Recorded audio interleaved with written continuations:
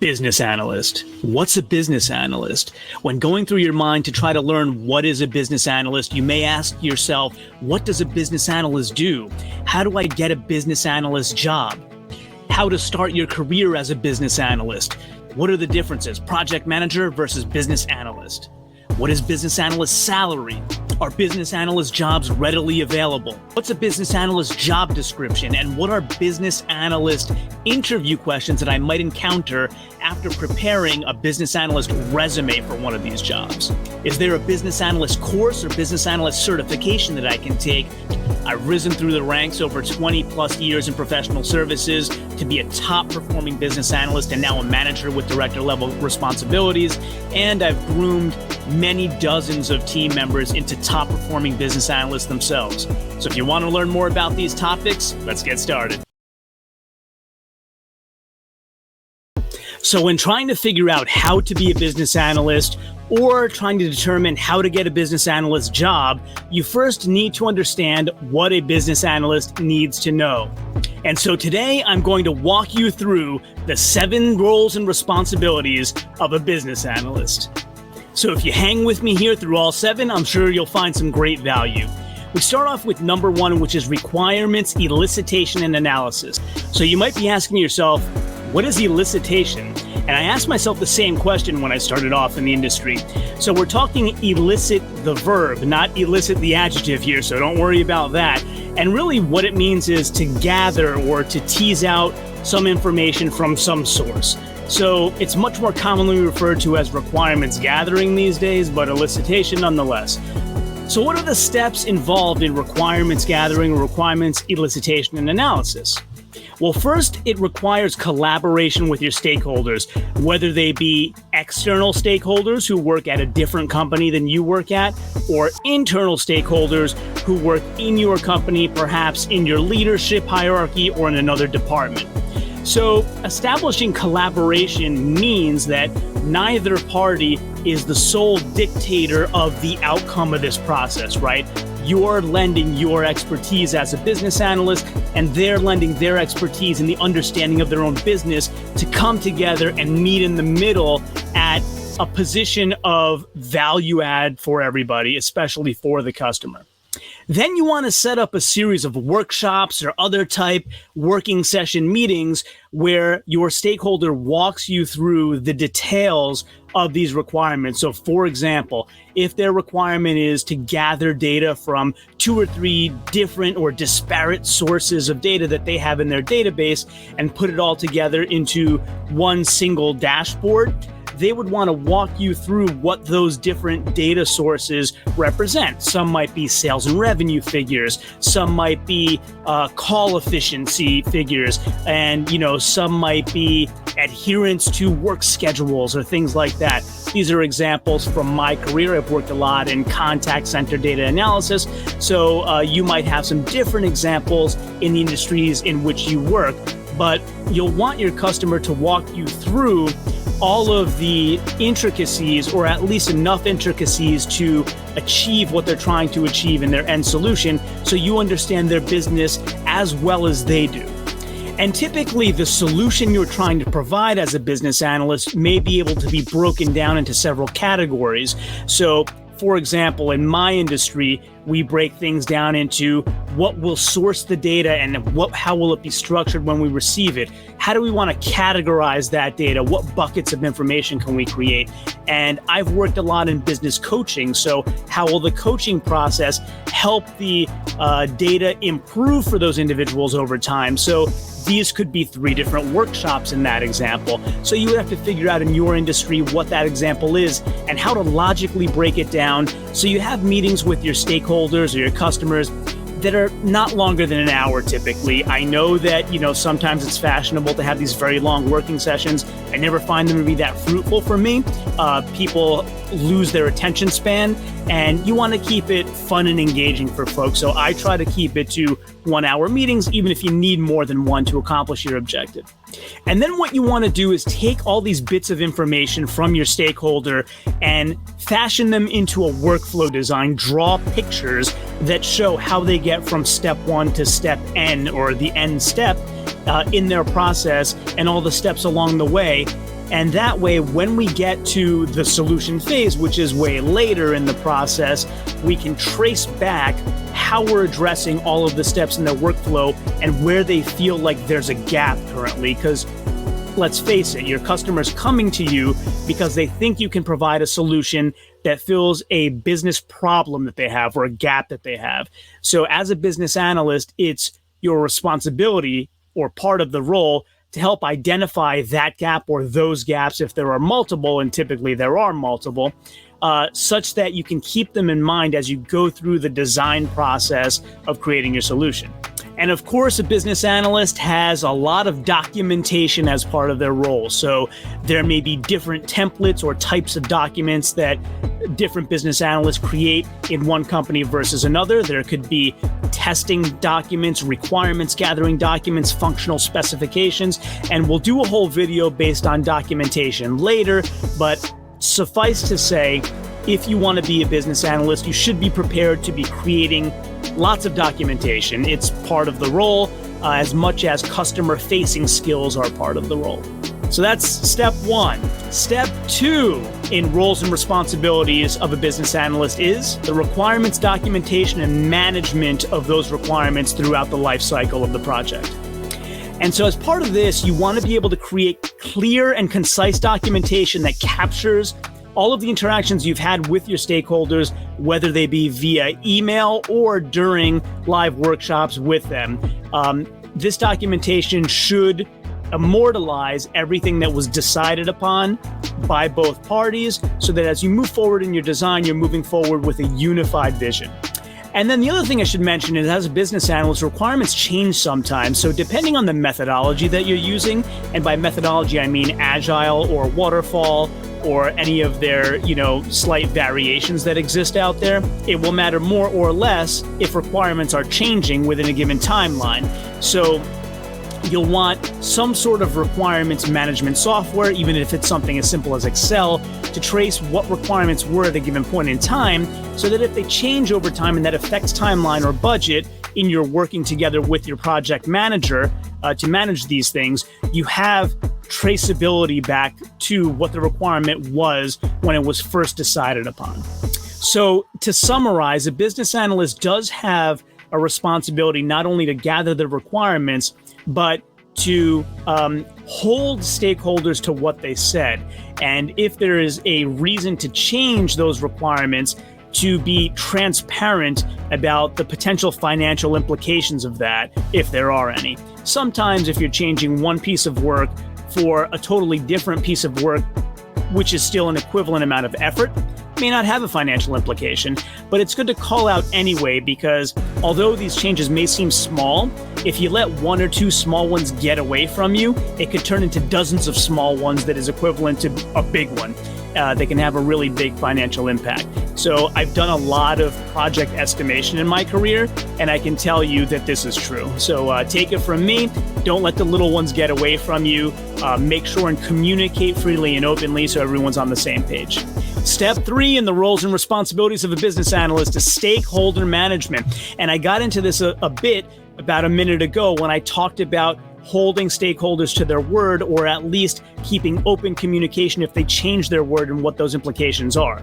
So this includes not only communicating with other business analysts, but communicating potentially with their leadership. This comes up very often, and with the IT teams on their side as well. Business analysts need a vast vocabulary. They don't need to know the intricacies of every role that is not their role, but they need to know enough to communicate with very technical folks in IT teams and with leadership, potentially C-suite people on the stakeholder side, to show them that they're working in their best interest to achieve the requirements as those executives or IT or business personnel see fit and find value in. And again, just a pro tip from my lengthy career in professional services, you will often find conflicting requirements between potentially someone in leadership and someone on the ground performing the work, or even with someone in a more technical, data-oriented role on what they're trying to achieve with a project.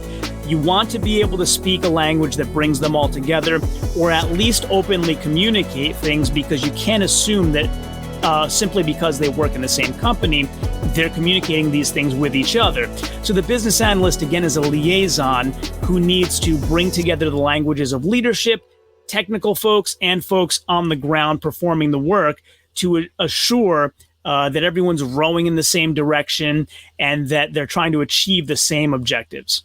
And then another pro tip here around stakeholder management is you need to be able to manage stakeholder expectations, even if it's a tough conversation. So your stakeholders or your customers won't always be happy about the information you have to provide to them. But in my experience, take it from me, don't be afraid to communicate this because it will come up later and they will be angrier because they didn't find out sooner and have an opportunity to do something about it. Even though you may feel some trepidation or hesitation with delivering bad news, it's always good to provide it sooner rather than later if it's something that can't be avoided. If you know there's no way around this, there's no other measures we can take to keep this bad thing from happening, let all the stakeholders know as soon as you can and reassure them that you're on their side and are working together with them toward a collaborative solution here, and they'll really appreciate it. The fourth role and responsibility of a business analyst is data analysis.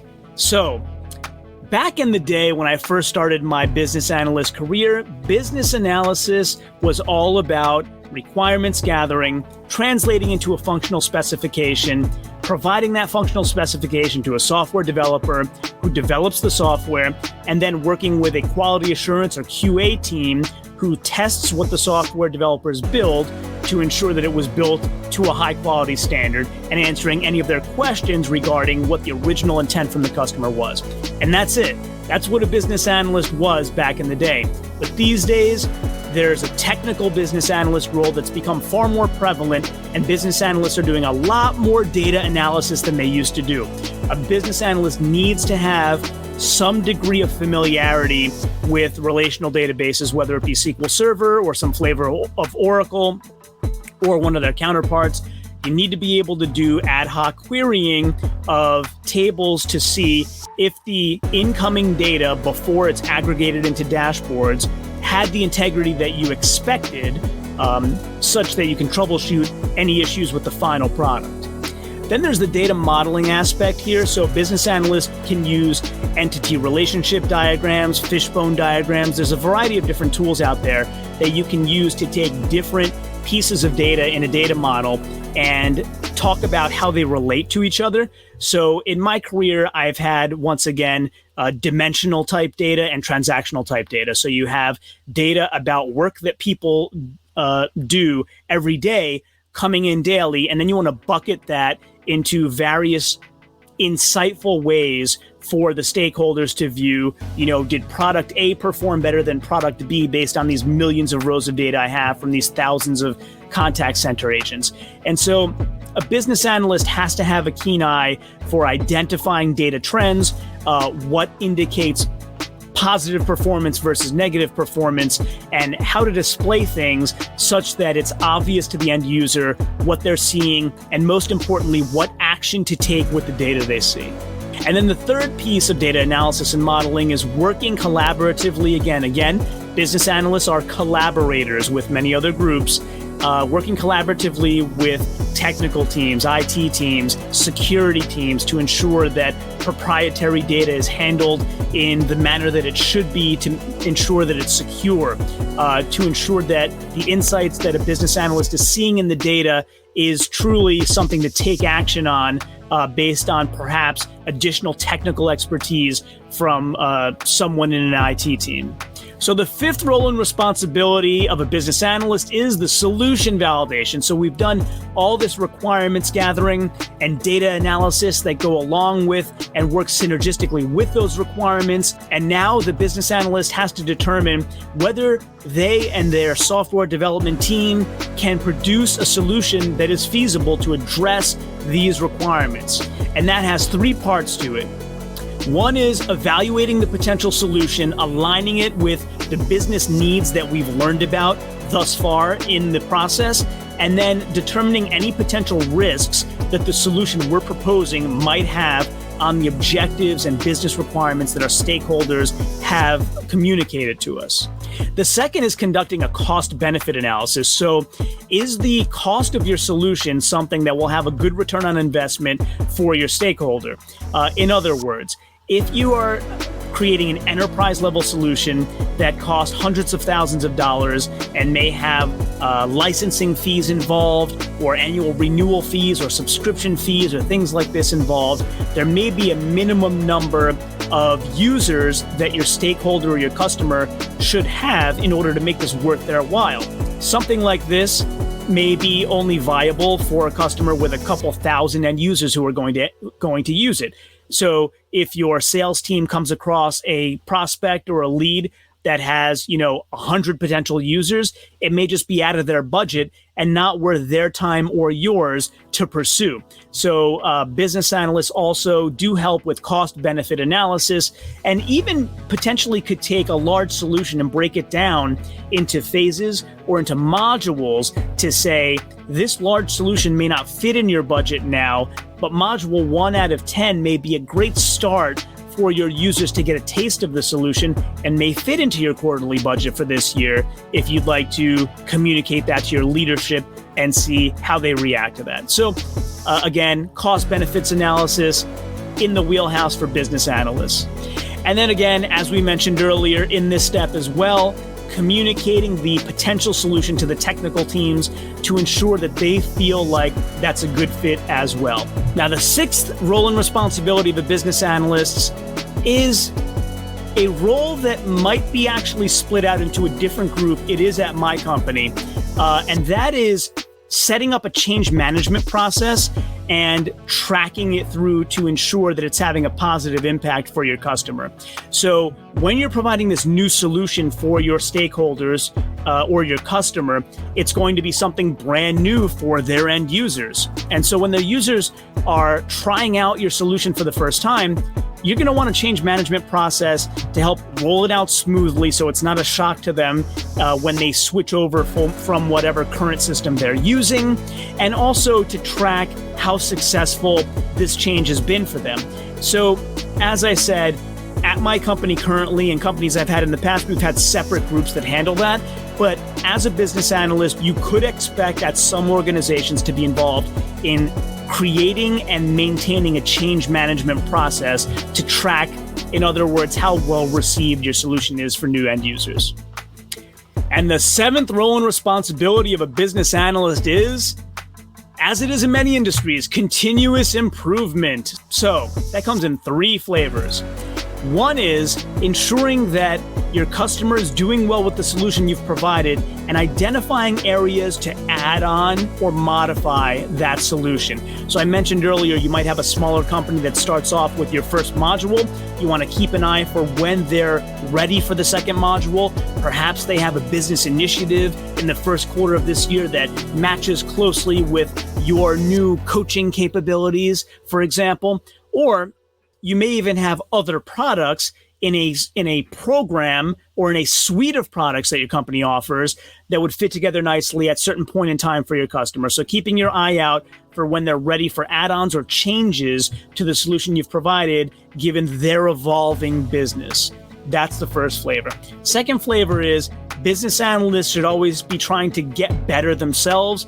LinkedIn Learning, things like this that I really love, but other things in the industry involved with continuing education are the second pillar here of continuous improvement for a business analyst. And the third is just keeping on top of industry trends. So what's the latest modeling tool or dashboarding tool or business intelligence tool that has come out? So I have experience with Tableau at the companies that I've worked with. Tableau is a very popular business intelligence dashboarding engine that lots of business analysts use. And we'll have a video dedicated just to business analyst tools in the future, but Tableau is a popular one. Power BI is another popular one.